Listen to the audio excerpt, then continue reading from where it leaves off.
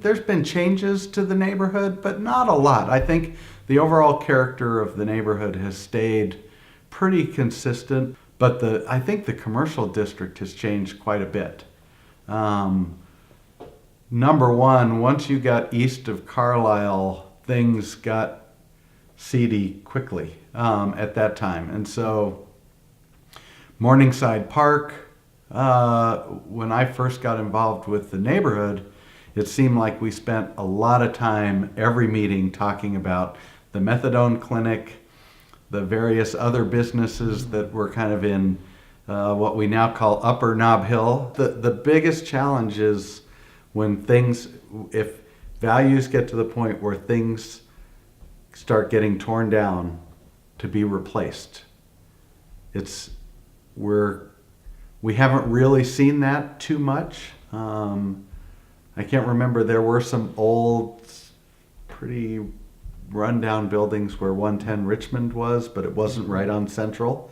So I don't think anybody can probably even remember what was there before that project went in. Of course, the place, that was the old Baca's restaurant, which was an anomaly sitting in the middle of the block by itself, that never worked very well, and so it wasn't really something that added much in terms of character to the community. And then as we go east, there's more space available. There's more parking lots, less building density in that area, and so we sort of maybe we're in kind of a potentially, if the next wave of development, sort of that honeymoon thing where we can accommodate a lot without much pain. I don't think anybody shed too many tears for the tattoo piercing place that was at, once again, that building was an anomaly in the blocks at Central and Carlisle that was demolished the old for car wash. Yeah. So that wasn't really a big positive. They got torn down. So far we haven't seen much in the way of, pressure to tear down things that we all might agree are special. The Van Dusen family was the house on Ridgecrest that's a setback and a large property, not a particularly big house, but a very prominent house. And I was muttering something about APS and Monte Vista, and I think we were wanting to get a library and a media space. The old schools didn't have those. And Wright says, well, Nancy, when I was growing up on Ridgecrest, I went to Monte Vista to school, but the classrooms were so overcrowded that we went to storefronts on Central for our classes. One of the perks at Monte Vista for several years was a teacher, John Malin, who was really into health and running and food. And all the Monte Vista parents that were in John Malin's class know that once he finished describing how hot dogs are made, macaroni and cheese and hot dogs was no longer the quick, inexpensive dinner that it was. The mac and cheese stayed, the hot dogs disappeared.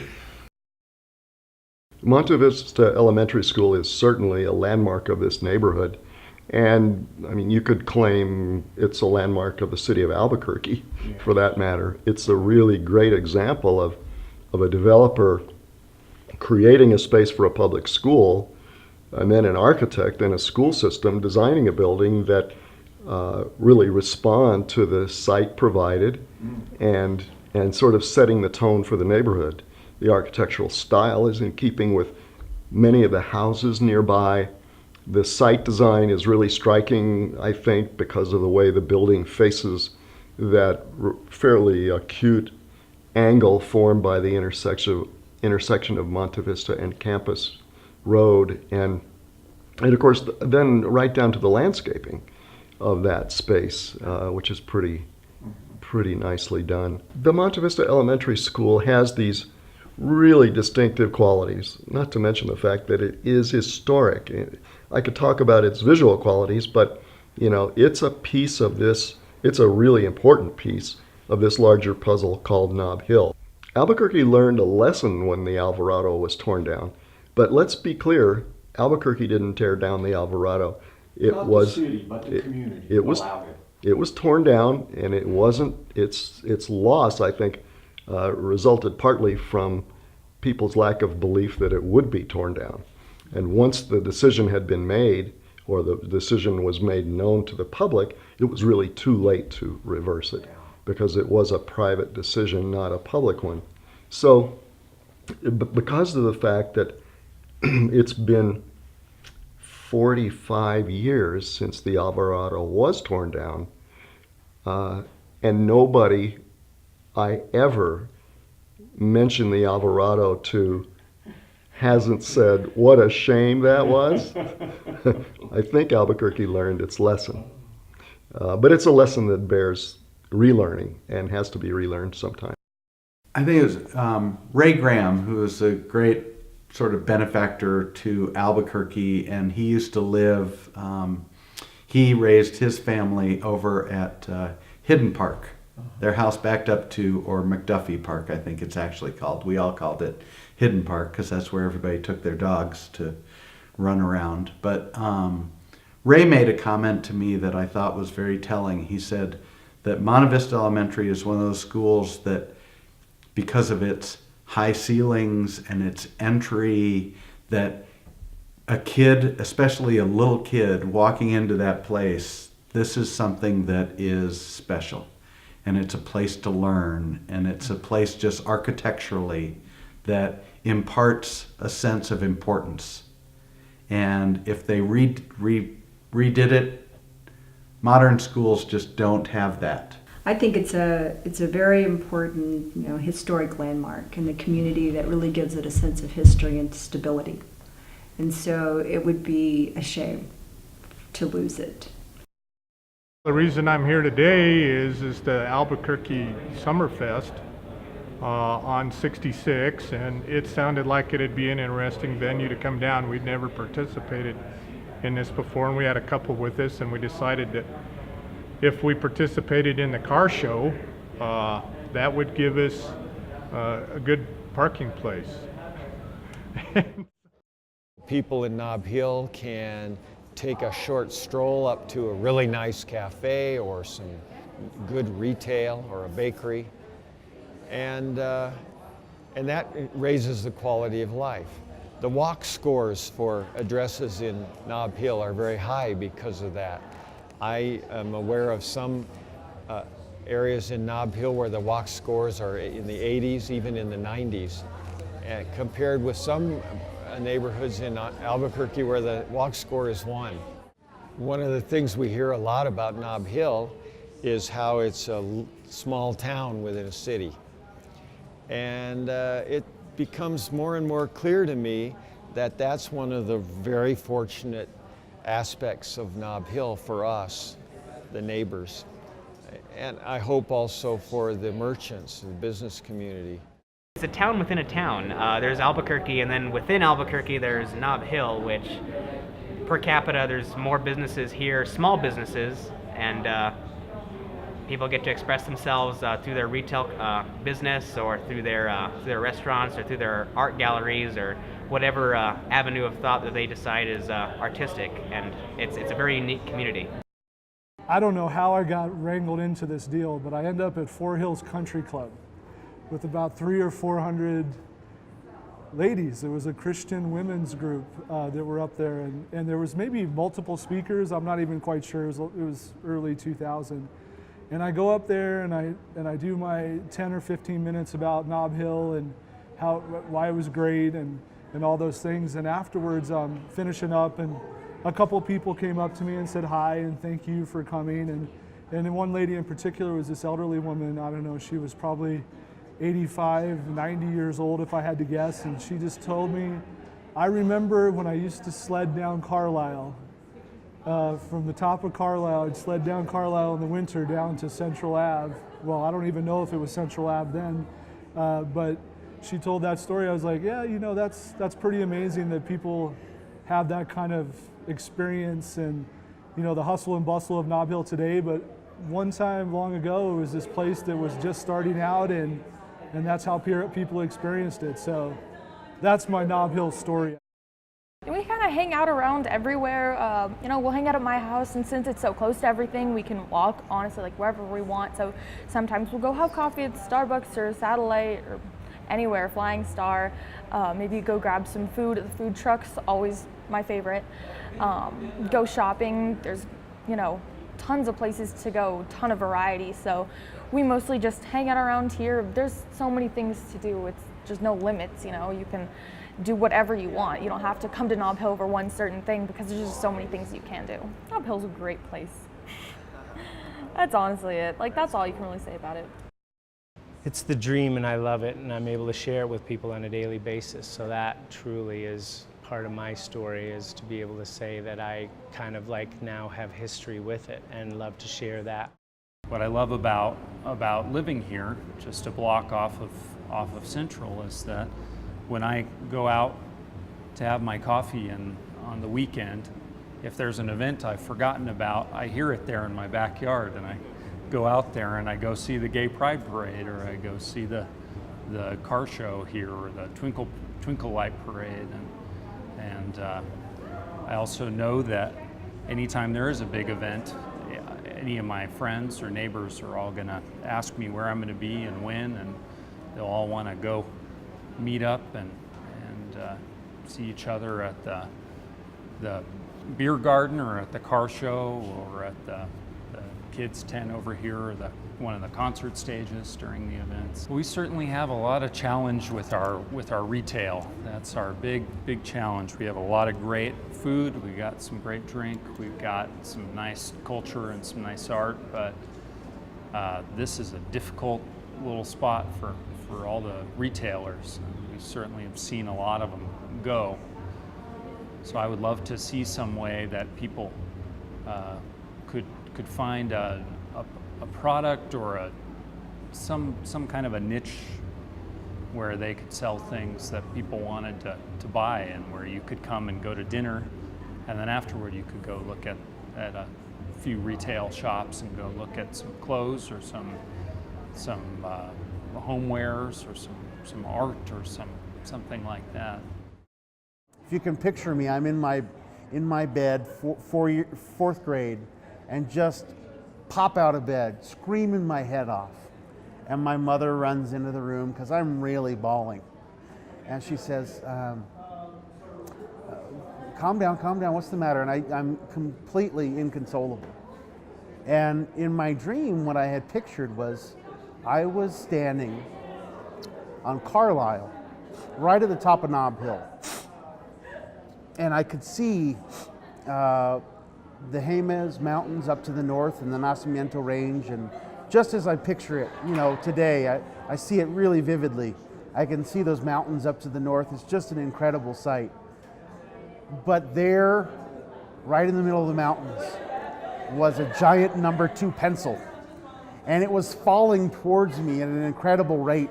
And it must have been, I don't know, 100 miles tall. And it was still coming at me, you know, when you wake up from a dream and it's still real.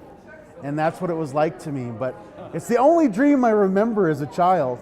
And it was smack dab right in the middle of Nob Hill. So you can see how much of this neighborhood is ingrained in my soul. I'm Irish. So where do I want to play in Nob Hill is usually, I love coming here for dinner and hanging around for a little while afterwards.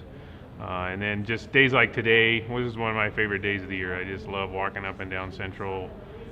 Usually get out a little early with my bicycle and zip up and down the street. Makes me think I'm 12 years old again. So I was just shown a picture of the Jones Motor Company when it first was opened, and it looked a lot cleaner back then. It's a little more rustic now. But it's very cool because we still attract a lot of people who ask about it. And so it's fun because, like, as a hostess, you have to know a lot about the history. And I think that's very congruent with what we have in Nob Hill. Like, everywhere has a little story that somebody knows about, and you can get a lot of cute little, like, historical things. And it just feels cool because everything's kind of like old, but it has new life in it. There's all these new businesses and new people and a new community, but we're all in this cute little old-fashioned part of town.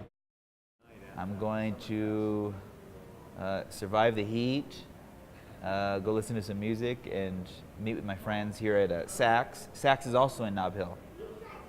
And I have some friends there who are piercers, tattoo artists, and they call Nob Hill home also. The difference between downtown and Nob Hill is they're two different realities. So, and by that, both are suited for what you want to get out of them.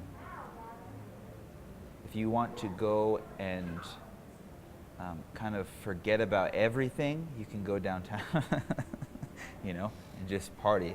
If you want to party hard, you can go downtown. You can party hard in Nob Hill also, but it also has it has its own fashion. It has its own I'd say, yeah, fashion. It has its own fashion and vibe that you have to dress up for Nob Hill just like you have to dress up for downtown, but they're two different ways of dressing up. But they're both good. There's not many things in Albuquerque to do. There's like Hinkle and Cliff, some movies that eventually gets boring. Every time I come to Nob Hill, every single time it's a new story, it's a new memory. There's new people, new events all the time. It's awesome. I'm from New York, and there's a lot of hipsters in New York, and it always seems like every time I travel somewhere, the fun place to go to is the like hipster part. So I was talking to somebody, and he made a joke that he looks like a hipster, so he's gonna go get some coffee, go down to Nob Hill. So I was like, oh, what's that? He's like, well, that's the hipster part of Albuquerque. And I was like really happy that you guys have one, so I can go and check things out, look at like small stores and just talk to people. There's a lot of random stuff that they sell there. Also art and treats and toys. It's only in Nob Hill. Nob Hill is in Albuquerque. Albuquerque's in New Mexico. Elsa Ross. I was in college with Emma, her daughter, who's a friend of all of ours. Emma's a spoiled only child from Houston, Texas.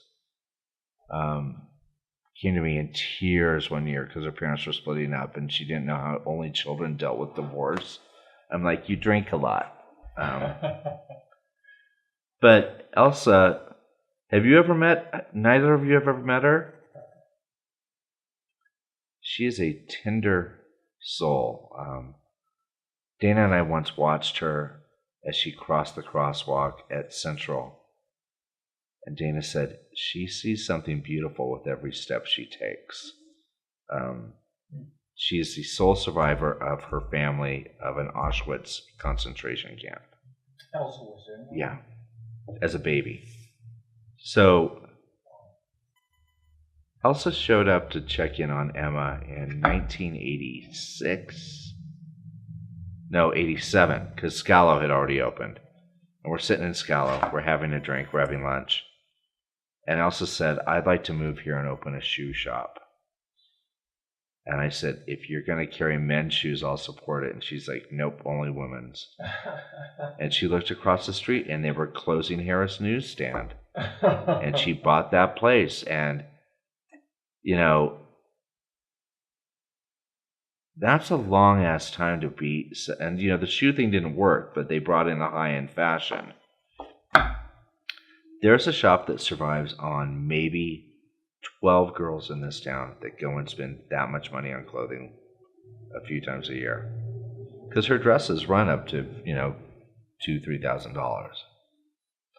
She's a beautiful story about being in Nob Hill, I think. Always has been. It was very important to have a group of folks who could work with both the community, the neighborhoods, because when we were working initially with Main Street in the first place, the neighborhoods didn't really see any reason to be engaged in the Central Avenue business corridor. To them it was, they didn't even think of going there to shop for the most part. And to really connect those and weave them and have them feel that, look, if this is a bad district, and there certainly was, and a lot of, I remember the time when there were prostitutes fairly regularly up and down Central. It was there's been a lot of progress in that, making it of the local community feeling comfortable and attracting people from other parts of the city, because it did not have a great reputation when I first moved here. And it had really gone to a low point, and it took a long struggle and a lot of hard work for shop owners to feel like, I mean, there were some setbacks, and there have been periodically when, and I'm a little concerned because it does feel a little like needs some more care. It feels a little shabby to me. It feels a little like, but there's also a cycle that's happened that I don't know that people always recognize. The people that were in business 25 years ago, 30 years ago here, are done with their career. They've had a long business career, and it's, after 20, 25 years, you really had enough of retail. And so it's not surprising that Janet Mose is retired and the woman from Papers is retired. And I mean, they've got their own lives to take care of at this point. And so it's time for a new group of folks. I had a list of things that I always wished would be here. And when people would do stuff like the fancy underwear store, and I later met that lady and I really like her, but it's just like, we don't need really super fancy lingerie. How about some real basic underwear? I mean, it was, I was thinking how great it would be to have a store like the ones in Lower East Side in New York, where they had this stuff. You buy six undershirts or panties or hosiery or something at a time at a discount. It's that kind of place. And I thought, we needed more basic kind of stores, things that people locally could afford. Things tended to, that snob appeal thing kept cropping up in businesses, and they missed the boat. They just, and I have to say, I'm almost always right when I see a store, go into a store, see how they're operating, and know they're not going to last. Like the one at the corner of Wellesley, and the one that got very controversial about over the tree cutting down. That store was never, that guy was so out of tune with what people here want. And that's part of the problem, is that, it really, the people who lived here had a better idea, a better sense of what people wanted. I love that you can walk into almost any of these restaurants in this neighborhood, and there's always somebody reaching out to shake your hand, because you're part of the hood. And I don't think that doesn't happen because you're driving down from Sandia Heights to have dinner in the neighborhood.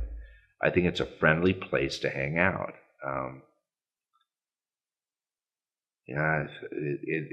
The city doesn't have anything else like this. Before the days of having a vehicle, you were dependent on your bike. And as a kid on a bike, there's nothing quite like coming down the hill into Nob Hill and hanging with the friends and acting like a big kid. And so it's just like so many other people, and through the ages, it's part of who we are, and I wouldn't change it for the world.